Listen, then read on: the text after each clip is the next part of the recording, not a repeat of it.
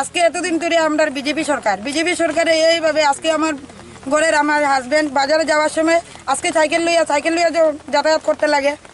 এই সাইকেল লইয়া পড়লো আবার বাজার হইলো না, আমগো কি গরিব মানুষে কি খাই?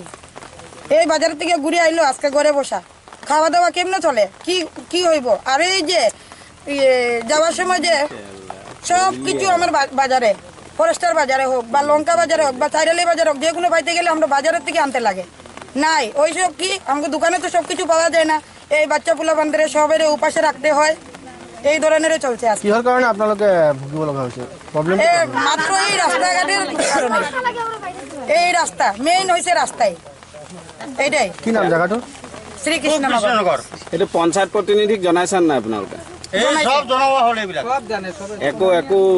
পঞ্চায়েত তো মানে পঞ্চায়েত তোমার এইফালে পঞ্চায়েত মানে প্রতিশ্রুতি রক্ষা নকৰিলে, রক্ষা নকরে কোনে নকরে বিজেপি চৰকাৰ নকৰিলে, কোনে নকরে। আমার ওয়ার্ড মেম্বারও আমার তাতে, তাৰপিছত হেৰি জেডপিচিও তাতে,